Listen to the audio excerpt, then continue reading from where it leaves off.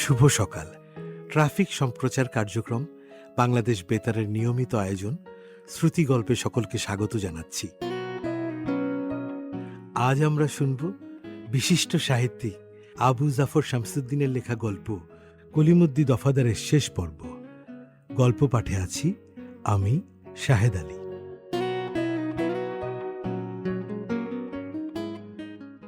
বেলা 11টা। মাঠের ওপর দিয়ে অপ্রশস্ত মেটে সড়ক, মাঠ পেরিয়ে একটি ছোট গ্রাম, তারপরেই লক্ষ্যস্থল। চকচকে রোদ, সড়কের উত্তরে রাইফেল রেঞ্জের মধ্যে গামছা পরা এক কিশোর 3-4টে গরু খেদিয়ে নিয়ে যাচ্ছে। তার মাথায় ছালা বোঝাই ঘাস, কাঁধে লাঙল জোয়াল। সম্ভবত সে মাঠ থেকে বাড়ি ফিরছে। মুক্তি, মুক্তি! একজন সৈনিক চিৎকার করে ওঠে। কাহা কাহা? অপরেরা প্রশ্ন করে। ডাইনা তরফ দেখো। কলিমুদ্দি দফাদার সবিনয়ে বলতে চায়, মুক্তি নেই ক্যাপ্টেন সাহব, ও রাখাল হ্যায়, মেরা চেনা জানা হ্যায়। চুপ রাও সালে কাফের কা বাচ্চা কাফের! মুক্তি, আলবাত মুক্তি! বলেই সকলে একসঙ্গে গুলি ছোড়ে। এলাকা কেঁপে ওঠে, ধ্বনি প্রতিধ্বনি হয়ে দূরে ছড়িয়ে পড়ে। কলিমুদ্দি দফাদারের বাল্যকালের পাতানো দোস্ত সাইজুদ্দি খলিফার 16 বছরের ছেলে একবার মাত্র মা বলে। ধরাশায়ী দেহ ওঠা থেকে আর কোনো ধ্বনি কানে আসে না।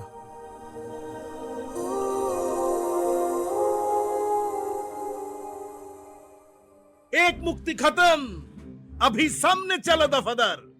জি হুজুর বলে সে হুকুম পালন করে। ইতিমধ্যে খান সেনাদের পশ্চিমমুখী অভিযানের সংবাদ মুখে মুখে ছড়িয়ে পড়েছে।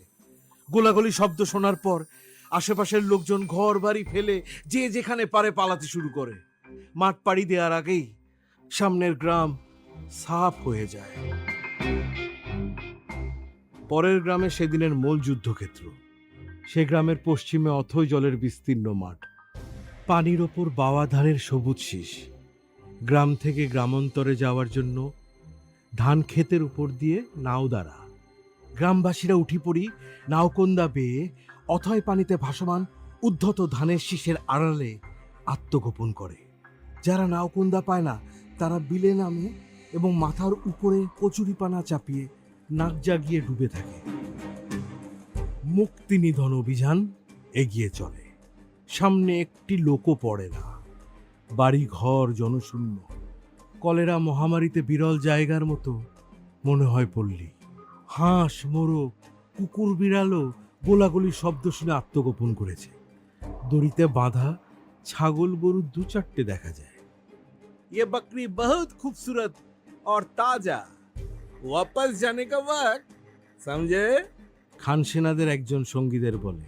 হ্যাঁ হ্যাঁ, এক ফিস্ট हो जाएगा। অন্যেরা হেসে সমর্থন জানায়। ওরা পথের দুধারের বাড়ি ঘরে উকিঝুঁকি এবং ঝোপে জঙ্গলে গুলি ছুঁড়ে হদ্দ হয়, কিন্তু একজন মুক্তির সন্ধানও পাওয়া যায় না। বেলা তখন 12টা। হঠাৎ কমান্ডার নির্দেশ দেয়, হল্ট, এক দো। সামনে কাঠের পুল, দুদিক থেকে 30 ডিগ্রি অ্যাঙ্গেলে খাড়া হয়ে কিছু দূরে ওঠার পর মাঝপথে সমতল, নিচে প্লাবিত খাল এবং দুদিকের বাওয়া ধানের ক্ষেত। উদ্ধত ধানের শীষ পানির সঙ্গে তাল রেখে বেড়ে চলছে। পুলের উত্তর দক্ষিণে যতদূর দৃষ্টি যায় খাল এবং প্লাবিত ধান ক্ষেত এঁকে বেঁকে স্থানে স্থানে অশ্বক্ষুরের আকারে ভিতরে প্রবেশ করে এগিয়ে চলেছে। পুলের ওপর দিয়ে মানুষ এবং ছাগল গরু পারাপার হয়। নিচ দিয়ে চলে নাওকন্দা। ঘন গাছপালা বেষ্টিত দুপারের গ্রাম বেশ উঁচুতে। নবাগতের কাছে পার্বত্য অঞ্চল মনে হতে পারে। আসলে এটাই ভাওয়াল পরগনার ভূমিবিন্যাস বৈশিষ্ট্য। স্থানীয় লোকদের কাছে উঁচু টিলাগুলো টেক নামে পরিচিত। যুদ্ধস্থল রূপে নির্দিষ্ট সামনের গ্রামের অবস্থাপন্ন ঘরবাড়ি এপারে দাঁড়িয়েও দেখা যায়। চৌচালা টিনের ঘরের টুয়া সুস্পষ্ট। পুলটা না পেরিয়ে ও গ্রামে প্রবেশ করার কোনো উপায় নেই। বর্ষাকালে গ্রামটা জলবেষ্টিত দ্বীপ। চলিয়ে হুজুর, কলিমুদ্দি দফাদার বলে। মগর और कोई रास्ता नहीं दफादार? कमांडर जिज्ञासा करे। नहीं हुजूर, सिर्फ एक ही रास्ता, बाकी चारों तरफ पानी। दफादार জানায়, ये पुल अच्छा है? जी हाँ हुजूर, बहुत अच्छा है। मानुष गरु हमेशा पार होता है। मालूम होता पुल सिरात? ठीक है, तुम आगे चलो दफादार। बहुत अच्छा हुजूर। কলিমুদ্দি দফাদার পুলের ওপর ওঠে। 2-3 বছর আগে কিছু ইউনিয়ন বোর্ডের সাহায্যে কিছু গ্রামবাসীর চাঁদায় তৈরি 3 তক্তার পুল। প্রায় জায়গায় নাট বল্টু ঢিলা হয়ে গেছে, জায়গায় জায়গায় গায়েবও হয়ে গেছে। ধরে চলার জন্য দুদিকে বাঁশের ধরনই নেই।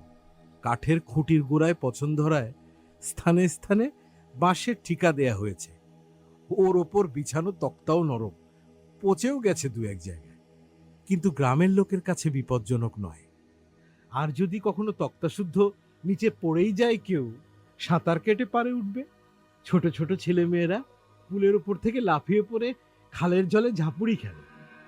আসলে পুলটা তেমন একটা নড়বড়ে নয়। মানুষ গরু ওপরে উঠলে কিছু কাঁপে, কাঁপালে আরো বেশি কাঁপে। কাঁপুনি একটা সংক্রামক ব্যাধি কিনা তাই। কলিমুদ্দি 1 পা 2 পা করে অতি সাবধানে এগিয়ে যায় এবং পিছন দিকে মুখ ফিরিয়ে বলে, আইয়ে হুজুর। হুজুরেরা ওপরে ওঠেন না। পুলের গোড়ায় দাঁড়িয়ে কলিমুদ্দির পা দুটোর দিকে মনোযোগ দেয়। কলিমুদ্দি দফাদার যত এগিয়ে যায়, তার পদযুগল নিপুণ অভিনেতার পদযুগলের মতো ঠক ঠক কাঁপে। পুল কাঁপে দ্বিগুণ তালে। ঊর্ধ্বারোহণ শেষে ওপরের সমতল জায়গাটুকু, সেখানকার 3 তক্তার এক পাশেরটি পচে গেছে। তার একটি নাট বল্টুও নেই। নিচের বর্গাটির কানা জায়গাটাও ফেটে গেছে। কলিমুদ্দি দফাদার কি ভেবে নিচের দিকে এক নজর তাকায়। খালের তীব্র স্রোত ছাড়া আর কোনো ঝামেলা নেই সেখানে।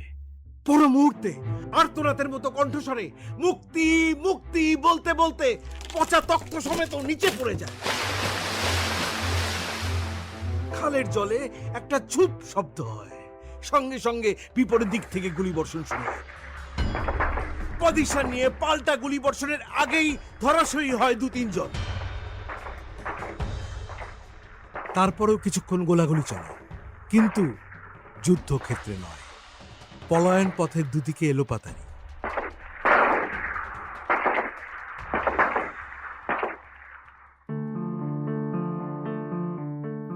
যে কজন যুদ্ধ করতে গিয়েছিল, ছাউনিতে সে কজন অক্ষত ফেরে না।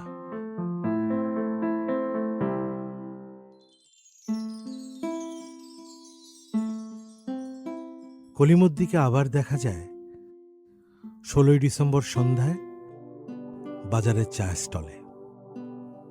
তার সঙ্গীরা সবাই মুক্তি, সেই শুধু তার পুরনো সরকারি পোশাকে সকলের পরিচিত কলিমুদ্দি দফাদার।